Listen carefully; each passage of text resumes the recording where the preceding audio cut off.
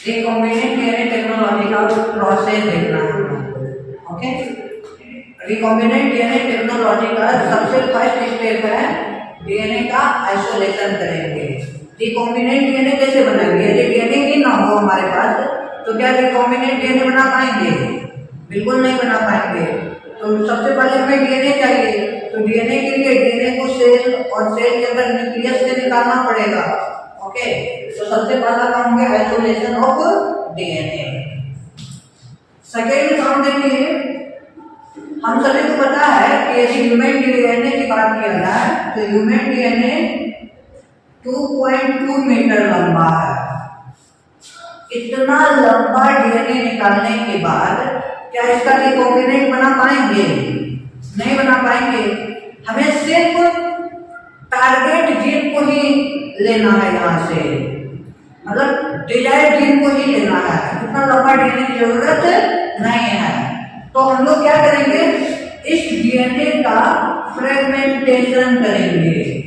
Okay, मतलब DNA को, इतना लंबा डीएनए को टुकड़ा टुकड़ा में डिवाइड करवाएंगे।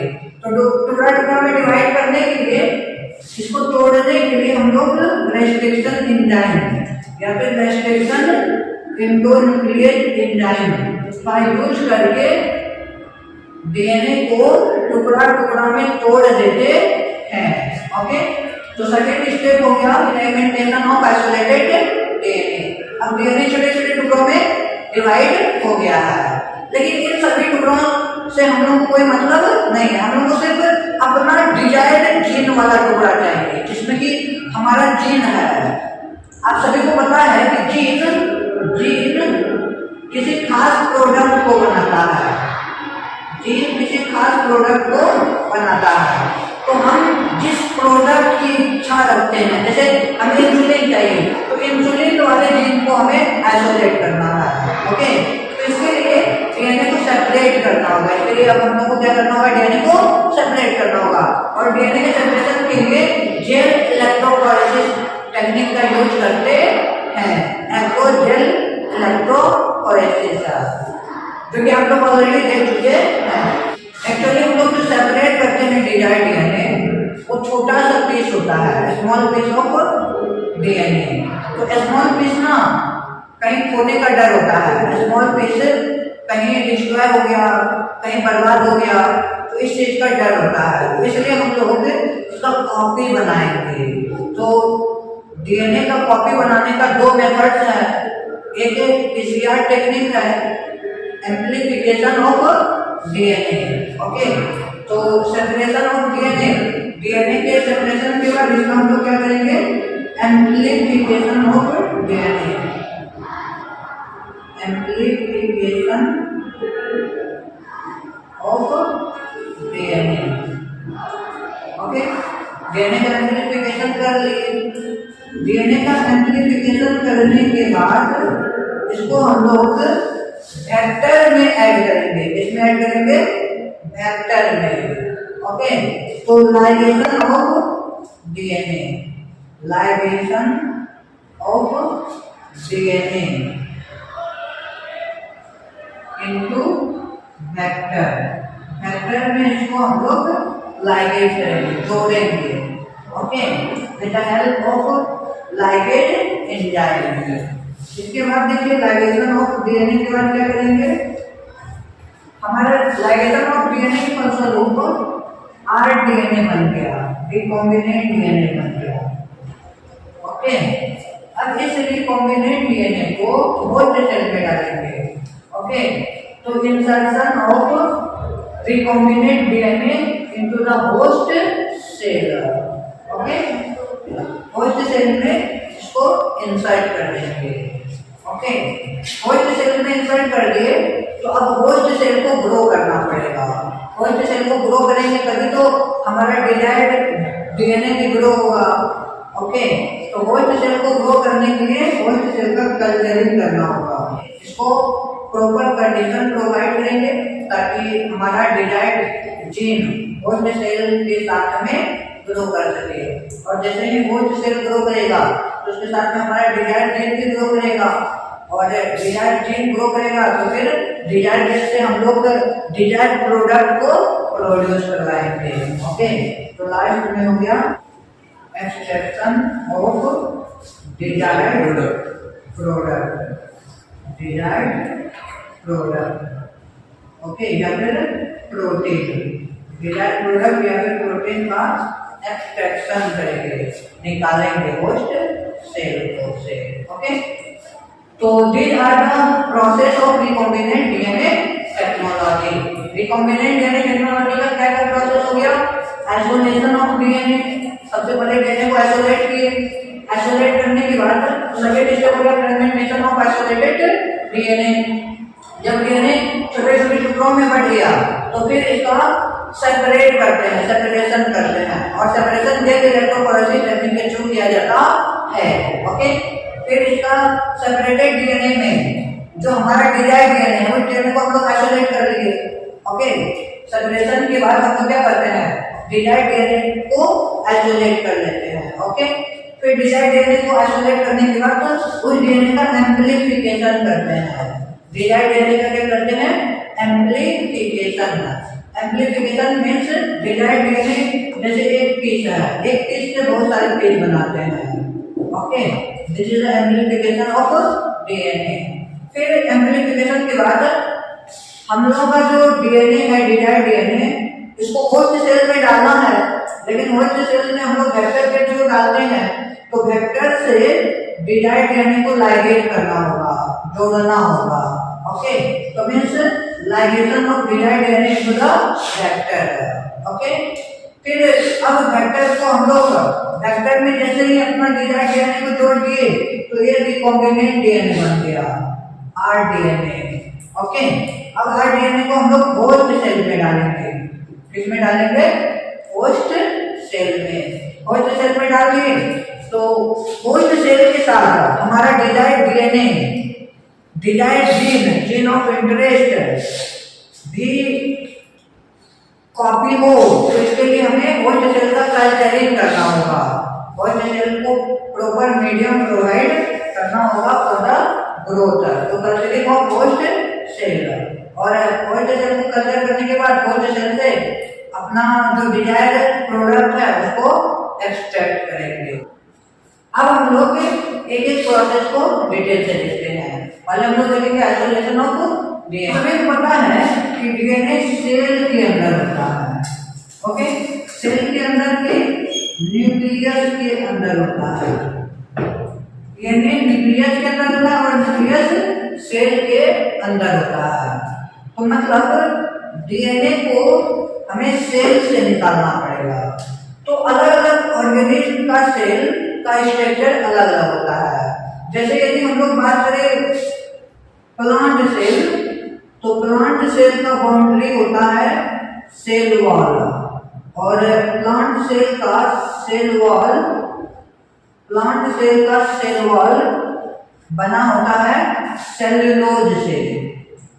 सेल्यूलोज तो मतलब प्लांट सेल से यदि हमें डीएनए निकालना है तो पहले सेल्यूलोज को डिस्ट्रॉय करना होगा। तो सेल्यूलोज का डिस्ट्रॉय करते हैं सेल्यूलेज से। सेल्यूलेज एंजाइम होता है,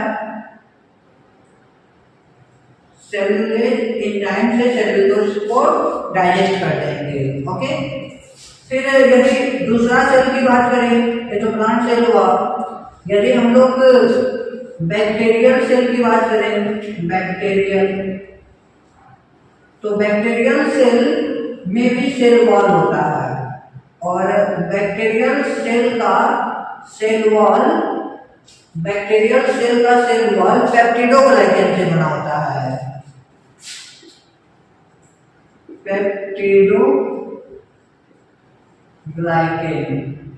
तो पेप्टिडोग्लाइकन को डिस्ट्रॉय करने के लिए हमें लाइसोजाइम की जरूरत पड़ता है। तो लाइसोजाइम की मदद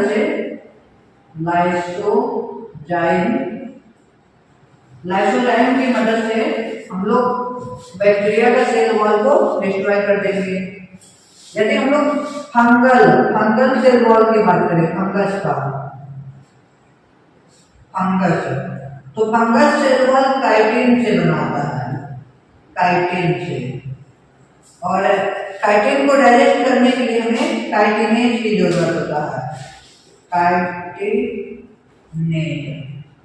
ओके, काइटिनेज काइटिन को डिस्ट्रॉय कर देगा। डिफरेंट डाइजेस्टिंग एंजाइम का यूज करके हम लोग सेल वॉल को डिस्ट्रॉय करते हैं। डिफरेंट डाइजेस्टिंग एंजाइम क्या, जैसे प्लांट सेल वॉल को डिस्ट्रॉय करने के लिए सेल्यूलोज का यूज किए, क्योंकि प्लांट सेल वॉल सेल्यूलोज का बना होता है, तो सेल्यूलोज जैसे ही डालेंगे तो प्लांट का सेल वॉल डिस्ट्रॉय हो जाएगा। फिर बैक्टीरियल सेल वॉल पेप्टिडोग्लाइकन से बना होता है, तो पेप्टिडोग्लाइकन को डिस्ट्रॉय करने के लिए लाइसोजाइम डालेंगे, जैसे ही लाइसोजाइम डालेंगे तो बैक्टीरियल सेल वॉल डिस्ट्रॉय हो जाएगा। ओके, यदि हम लोग फंगस का सेल वॉल की बात करें तो फंगस सेल वॉल बना होता है काइटिन से, और काइटिन को काइटिनेज की मदद से डिस्ट्रॉय कर देंगे। तो इसका सेल का सेल वॉल डिस्ट्रॉय हो गया, सेल का डिस्ट्रॉय हो गया, तो अब हम लोग न्यूक्लियस के पास जाएंगे। ओके, और एक चीज देखिए, सेल के अंदर में भी इसके अलावा डीएनए के अलावा आरएनए भी प्रेजेंट होता है, इसके अलावा प्रोटीन भी प्रेजेंट होता है सेल में। तो आरएनए को डाइजेस्ट करने के लिए हमें आरएनए चाहिए, आरएनए को डाइजेस्ट करने के लिए हमें आरएनए चाहिए, तो आरएनए भी डालेंगे जो आरएनए को डाइजेस्ट कर देगा। प्रोटीन है, प्रोटीन को भी डाइजेस्ट करना है, डिस्ट्रॉय करना है, प्रोटीन को डिस्ट्रॉय करने के लिए प्रोटीएज डालेंगे। तो लास्ट में हमारा बच जाएगा डीएनए। ओके, अब डीएनए को हम लोग क्या करेंगे, जो डीएनए बचा हुआ है, एक बर्तन लेंगे, उसी में बचा हुआ है, तो इसमें हम लोग चिल्ड इथेनॉल डालेंगे। इसमें हम लोग क्या डालेंगे, चिल्ड इथेनॉल। चिल्ड इथेनॉल की मदद से इसमें अगर कोई सब्सटेंस बचा हुआ है तो वो डाइजेस्ट हो जाएगा। ओके, मान लीजिए अगर कोई भी सब्सटेंस बचा हो तो चिल्ड इथेनॉल जैसे ही डालेंगे तो अगर सब्सटेंस डाइजेस्ट हो जाएगा, और जो हमारा डीएनए है वो ऊपर में आके ऐसे स्पूल बना लेगा, स्पूल। ओके, अब जो हमारा डीएनए का स्पूल है उसको चम्मच से बाहर निकाल लेंगे, तो इस प्रोसेस को बुलाता है स्पूलिंग, स्पूलिंग। ओके, तो extraction of DNA with the help of chilled ethanol, that is called spooling. इस प्रोसेस को कहता है स्पूलिंग। ओके, तो स्पूलिंग प्रोसेस के थ्रू हम लोग अपने डिजायर्ड डीएनए को बाहर निकाल लेंगे।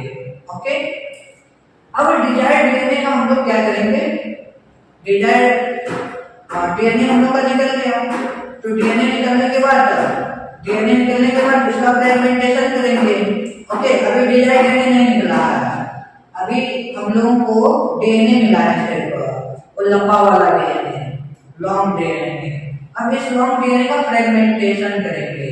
सेकेंड स्टेप में लॉन्ग डीएनए में क्या करेंगे, फ्रेगमेंटेशन। और आप लोग ऑलरेडी देख चुके हैं कि डीएनए का फ्रेगमेंटेशन रेस्ट्रिक्शन एंजाइम की मदद से किया जाता है, और पार्टिकुलर रेस्ट्रिक्शन एंजाइम डीएनए के पार्टिकुलर साइट में जाके एक्ट करता है और उसको डीएनए को तोड़ देता है। ओके, ठीक है, चलिए नेक्स्ट हम लोग देखते हैं फ्रेगमेंटेशन ऑफ डीएनए के बाद separation of DNA.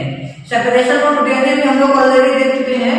Separation of DNA हम लोग जेल इलेक्ट्रोफोरेसिस के थ्रू करते हैं। अब जो हमारा डिजायर्ड डीएनए आया है, डीएनए का एम्प्लीफिकेशन कर रहा है, मतलब जो डीएनए है, जो डीएनए का टुकड़ा है, मान लीजिए ये डीएनए का टुकड़ा है, इस डीएनए के टुकड़ा से बहुत सारे डीएनए बना है, बहुत सारा। ओके, एम्प्लीफाई कर रहा है। तो एम्प्लीफाई करने के दो मेथड्स हैं। कौन कौन से दो मेथड्स हैं, एक तो होस्ट सेल बेस्ड है, दूसरा है पीसीआर टेक्निक। पीसीआर टेक्निक क्या होता है, पॉलीमेरेज चेन रिएक्शन। इन दो टेक्निक के थ्रू डीएनए का एम्प्लीफिकेशन कर सकते हैं। तो यहाँ पे हम लोग पीसीआर टेक्निक का यूज करेंगे। होस्ट सेल बेस्ड में क्या होता है, इस डीएनए को होस्ट सेल में डाल देंगे और होस्ट सेल का सेल डिवीजन होगा तो अपना डीएनए भी रेप्लिकेट हो जाएगा। ओके, तो देखिए हॉस्ट सेल में यदि हम DNA को डाल दें तो हॉस्ट सेल का डिवीजन होता है, सेल डिवीजन। तो हॉस्ट सेल डिवाइड होकर के 2 सेल बनाएगा, तो 2 कॉपी बन गया, फिर 2 से 4, 4 से 8, इस तरह से अपना टारगेट DNA का भी एम्प्लीफिकेशन हो गया। ठीक है, और दूसरा टेक्निक होता है PCR, पॉलीमरेज चेन रिएक्शन। तो चलिए हम लोग देखते हैं पॉलीमरेज चेन रिएक्शन टेक्निक क्या होता है। Polymerase chain reaction PCR technique की बात किया जाए तो पीसीआर टेक्निक के थ्रू हम लोग अपना डीएनए का एम्प्लीफिकेशन करेंगे। तो फाइल हो गया, और technique which is used for amplification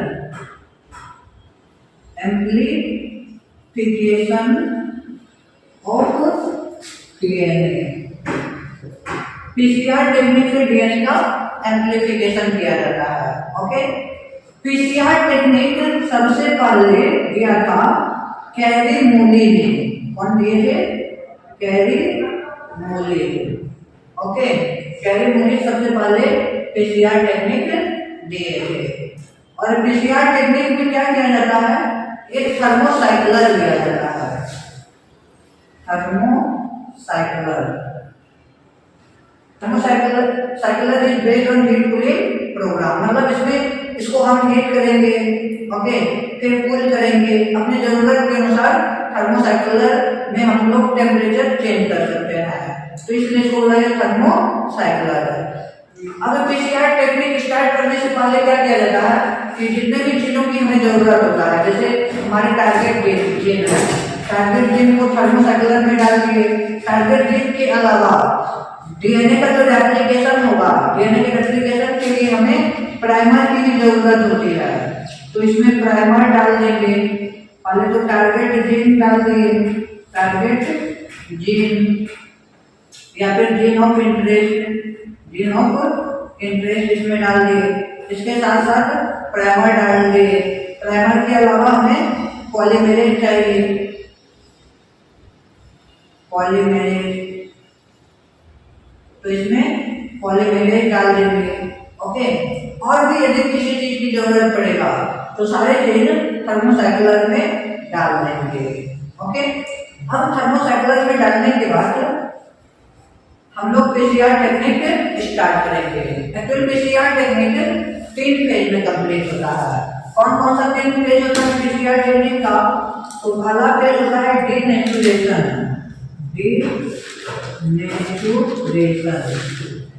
दूसरा फेज होता है एनिलिंग।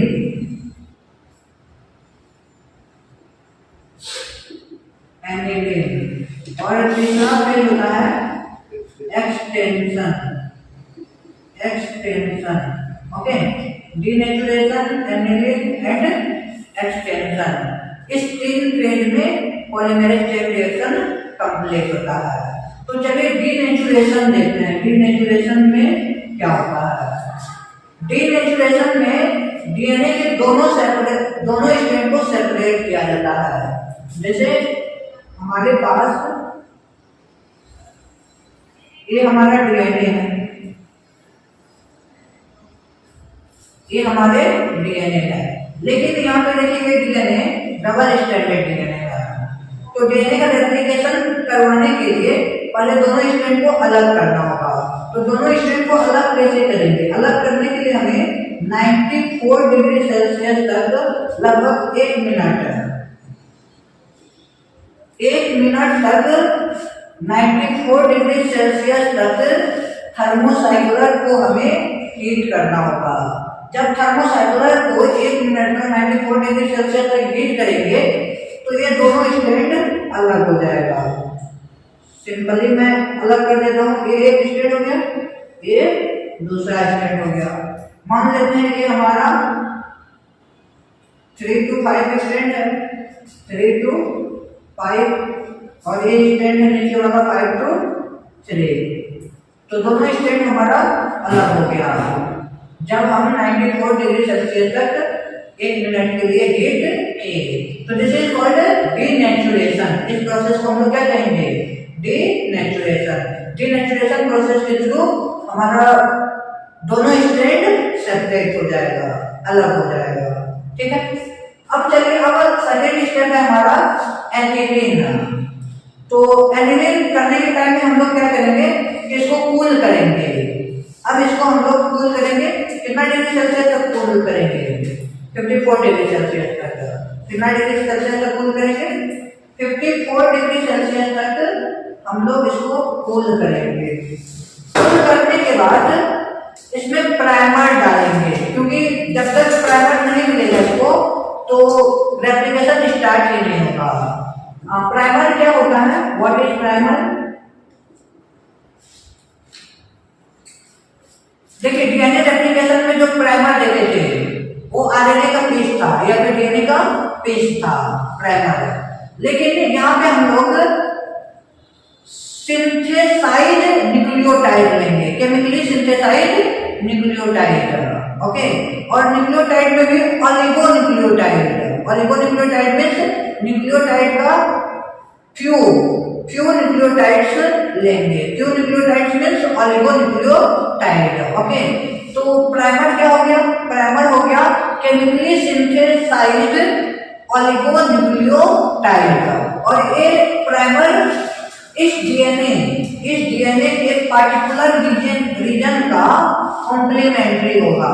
ओके, जैसे मान लीजिए यहीं पे है, यहाँ पे 3 है, यहाँ पे मान लीजिए A है, T है, P है, C है, G है। तो जो हमारा प्राइमर होगा इसका कॉम्प्लीमेंट्री होगा। कॉम्प्लीमेंट्री होगा मीन्स A है तो T होगा, यहाँ पे A हो जाएगा, यहाँ पे हमारा A हो जाएगा, यहाँ पे G, यहाँ पे C। ओके, तो हम लोग सेकेंड स्टेप में एनिलीन करेंगे। एनिलीन मीन्स क्या हो गया? प्राइमर ऐड करेंगे। ओके, तो इस स्टेप में भी प्राइमर ऐड होगा और यहाँ पे भी दूसरा स्टेप में भी प्राइमर ऐड होगा। ओके, तो प्राइमर एडिंग हो गया एनिलीन। ठीक है, तो फर्स्ट स्टेप में हम लोग क्या किए? डीनेचुरेशन में डीएनए को हम लोगों ने 1 मिनट तक 94 डिग्री सेल्सियस तक हीट किया।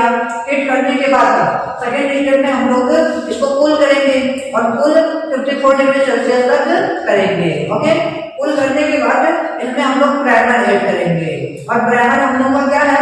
प्राइमर हम लोग का केमिकली सिंथेसाइज्ड ऑलिगो न्यूक्लियोटाइड्स है, मतलब प्योर न्यूक्लियोटाइड्स है, which is complementary to particular region of DNA, जो डीएनए के पार्टिकुलर रीजन से कॉम्प्लीमेंट्री है। अंडरस्टूड? इसके बाद देखिए, अब हम लोग को क्या करना है? अब फिर से हम लोग इसको हीट करेंगे। ओके, और हीट करेंगे 74 डिग्री सेल्सियस तक। 74 डिग्री सेल्सियस तक जब हम लोग इसको हीट करेंगे तो जो हमारा डीएनए पॉलीमेरेज है, डीएनए पॉलीमेरेज फर्स्ट आएगा और इस स्ट्रैंड को पॉलीमेराइज करेगा। ओके, पॉलीमेराइज करेगा और इसको भी पॉलीमेराइज करेगा। तो पॉलीमेराइज करने के बाद देखिए, इधर डबल स्ट्रैंडेड डीएनए बन गया और यहाँ पे डबल स्ट्रैंडेड डीएनए बन गया। ओके, और हमारा इसका कॉपी बन जाएगा। तो एट द एंड हमें 2 डीएनए मिल गया, डबल स्ट्रैंडेड 2 डीएनए हम लोग को मिल जाएगा। इस तरह से एक बार पॉलीमेरेज चेन रिएक्शन किए तो 2 कॉपी हो गया, फिर दोबारा करेंगे तो 4 कॉपी हो जाएगा। तो इस तरह से हम लोग डीएनए के 2, 4, 8 कॉपी बना सकते हैं through the PCR technique. Okay, यहाँ पे एक चीज देखिए, यहाँ पे हम लोग जो पॉलीमेरेज यूज करते हैं, डीएनए पॉलीमेरेज ऐसा डीएनए पॉलीमेरेज यूज करेंगे जो हीट को रेसिस्ट कर सके, क्योंकि हम लोग एडिटिंग कर रहे हैं तो हीट को रेसिस्ट करने वाले डीएनए पॉलीमेरेज का यूज करना होगा। जनरली यदि हम लोग डीएनए पॉलीमेरेज का यूज करेंगे तो डीएनए पॉलीमेरेज हीट की वजह से डिस्ट्रॉय हो जाएगा, तो ऐसा डीएनए पॉलीमेरेज का यूज नहीं करेंगे। तो हीट रेसिस्टेंट डीएनए पॉलीमेरेज का यूज करेंगे और हीट रेसिस्टेंट डीएनए पॉलीमेरेज को बोला जाता है thermos aquaticus. Okay, thermos aquaticus, TAQ, टैक पॉलीमेरेज का यूज करेंगे, Taq polymerase. Okay, tag polymerase means हो गया thermos aquaticus polymerase. Actually thermos aquaticus इसका नाम क्यों पड़ा? क्योंकि ये एक बैक्टीरिया थर्मस एक्वाटिकस बैक्टीरिया से एक्सट्रैक्ट किया गया था, इसलिए इसका नाम पड़ गया थर्मस एक्वाटिकस पॉलीमरेज। और ये पॉलीमरेज 94 डिग्री सेल्सियस तक हीट को रेसिस्ट कर सकता है।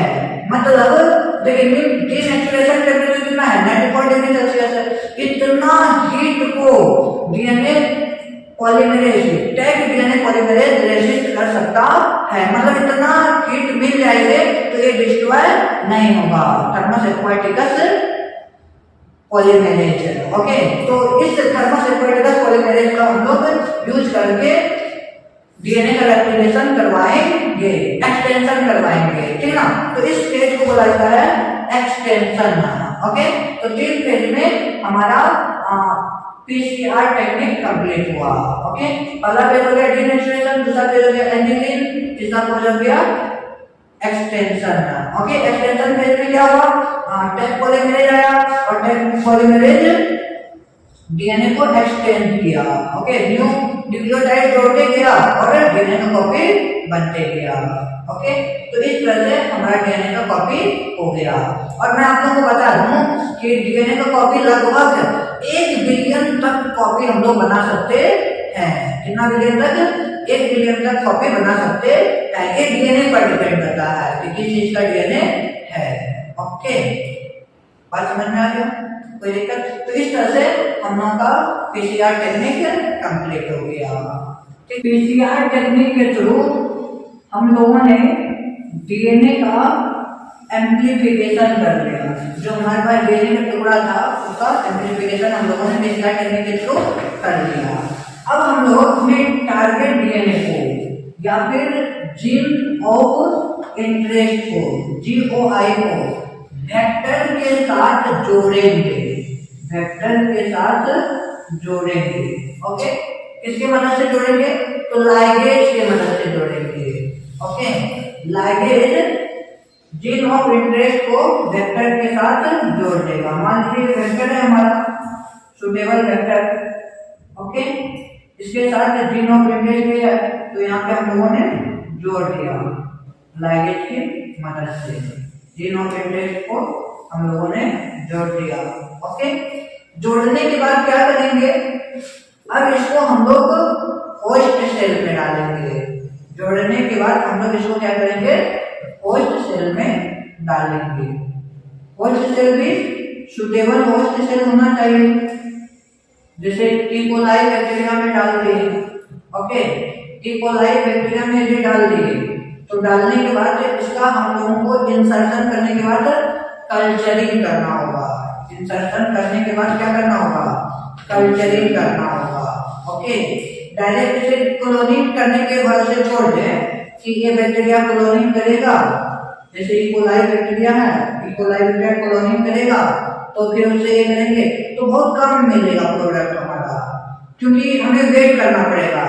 ये ग्रो करेगा, फिर रिप्रोडक्शन करेगा, फिर 2 सेल बनाएगा, 4 सेल बनाएगा, 10 सेल बनाएगा, तो इसमें बहुत टाइम लगेगा।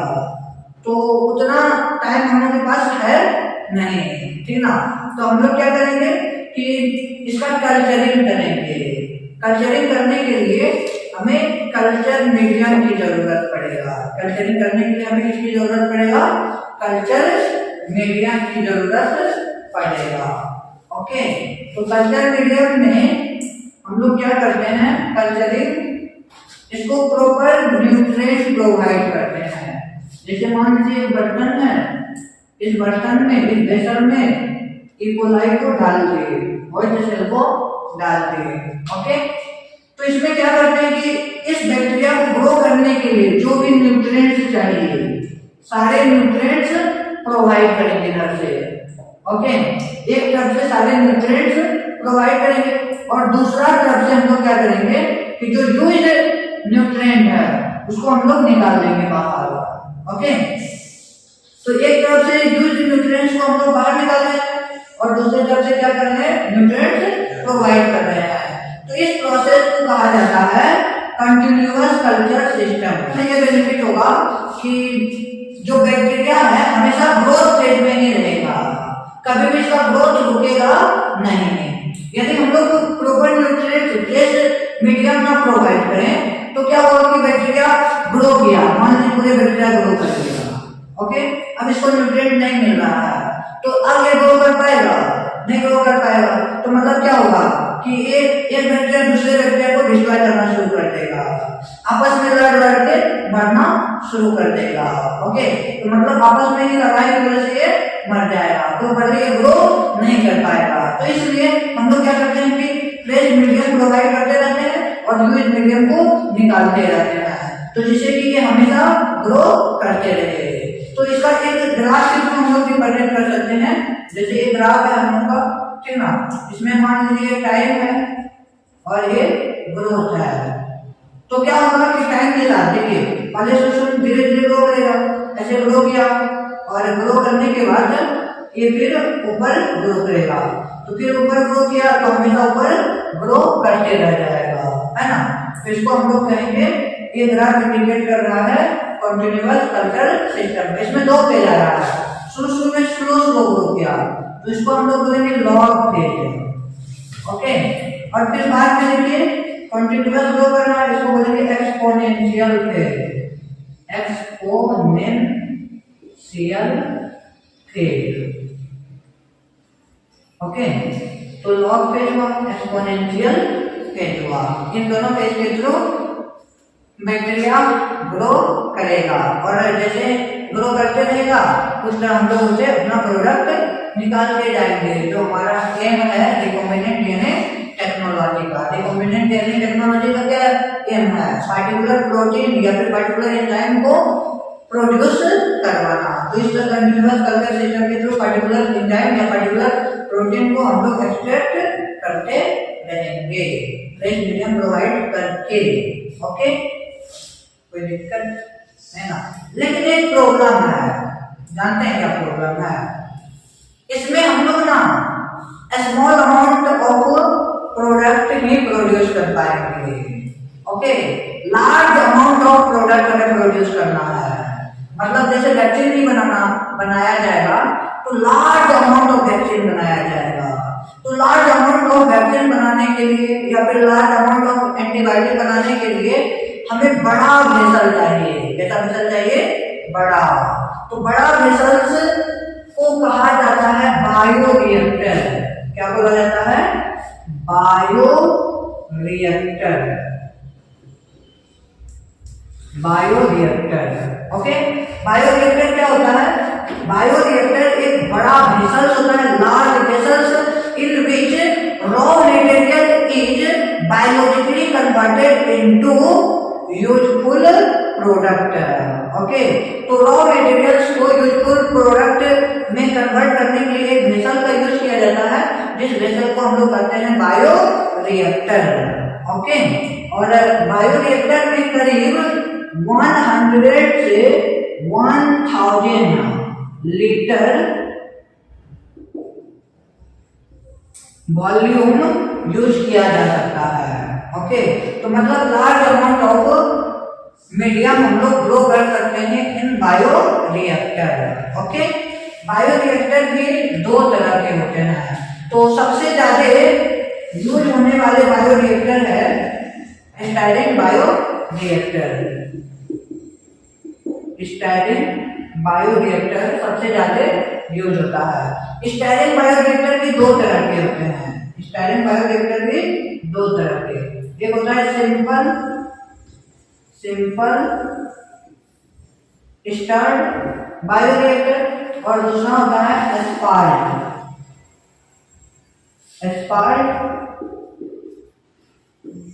Stirred bioreactor. Simple stirred bioreactor और स्टर्ड बायोरिएक्टर, ओके।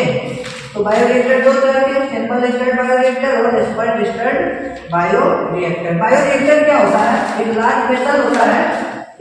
वेसल होता है जिसका बेस जो है कर्व्ड होता है। ये बेस कर्व्ड होने से बेनिफिट होता है कि इसमें जो मीडियम होता है वो मिक्स होते रहता है, ओके, इसका जो मीडियम है वो मिक्स होते रहेगा, कर्व होने का ये बेनिफिट है। ओके, जैसे मान लीजिए मीडियम यहाँ आया, फिर ऐसे आएगा, ऐसे आएगा, ऐसे आएगा, तो मतलब क्या होगा कि मीडियम में मिक्सिंग होते रहेगा। ओके, अब चलिए अब हम लोग देखते हैं सिंपल स्टर्ड बायोरिएक्टर क्या होता है और एस्पायर्ड स्टर्ड बायोरिएक्टर क्या होता है। बायोरिएक्टर के पास कुछ चीजें होती है, क्या क्या चीजें होती है, तो एजिटेटर सिस्टम होता है। एजिटेटर सिस्टम से वो एजिटेट करते रहता है, मीडियम को घुमाते रहता है, मिलाते रहता है। ओके, एजिटेटर सिस्टम के बाद ऑक्सीजन डिलीवरी सिस्टम होता है, होम कंट्रोल सिस्टम। फिर इसके बाद होता है टेम्परेचर कंट्रोल सिस्टम, इसके बाद होता है पीएच कंट्रोल सिस्टम। फिर इसमें एक सैंपलिंग फोर्स भी होता है। ओके, तो ये बायोरिएक्टर में क्या क्या हो सकता है, तो बायोरिएक्टर में होता है agitator system, oxygen delivery system, home control system, temperature control system, pH control system. Okay, चलिए इन सभी को हम लोग बायोरिएक्टर के डायग्राम में देखते हैं। जैसे कि हमारा बायोरिएक्टर है और हम लोग देख चुके हैं बायोरिएक्टर दो तरह का होता है, एक सिंपल स्टर्ड बायोरिएक्टर और दूसरा हमारा होता है aspired stirred bioreactor. Simple stirred bioreactor में जो बेस होता है that is curved base. Curved base के साथ साथ इसमें एक एजिटेटर सिस्टम होगा। ये जो पूरे देख रहे हैं ये एजिटेटर सिस्टम है। एजिटेटर सिस्टम मींस मीडियम को मिक्स करते रहेगा, एजिटेट करते रहेगा। ओके, और एजिटेटर सिस्टम में इसके पास फोम ब्रेकर है। फोम ब्रेकर सबसे ऊपर में देखिए फोम ब्रेकर है। यहाँ पे जो मीडियम हम लोग डालेंगे, जो मीडियम डालेंगे वो फोम बना लेगा। ओके, तो फोम ब्रेकर इसमें रोटेट करते रहता है, रोटेट करके जो फोम बनेगा उसको ब्रेक कर देता है।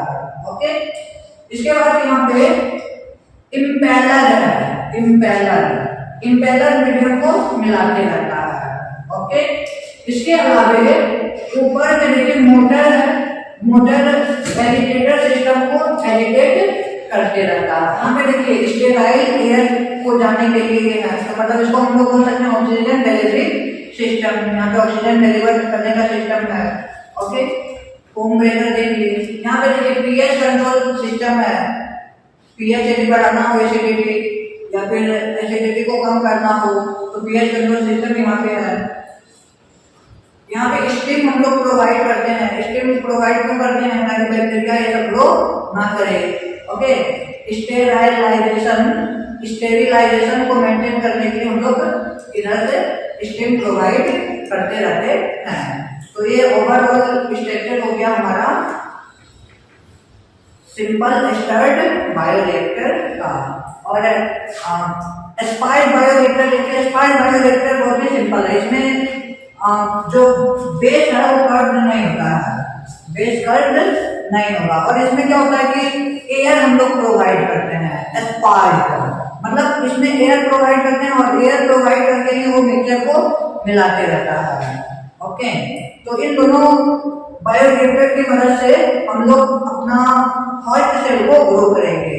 हॉस्ट सेल ग्रो होगा तो फिर लास्ट में हम लोग हॉस्ट सेल से जो प्रोडक्ट होता है वो प्रोड्यूस करवाएंगे। और मार्केट में सप्लाई करने से पहले जो एक्सप्रेस प्रोटीन है, एंजाइम है या फिर कोई भी वैक्सीन है, एंटीबायोटिक्स है, इन सभी एंटीबायोटिक्स प्रोटीन्स को मार्केट में सप्लाई करने से पहले 3 प्रोसेस के थ्रू गुजारना पड़ता है।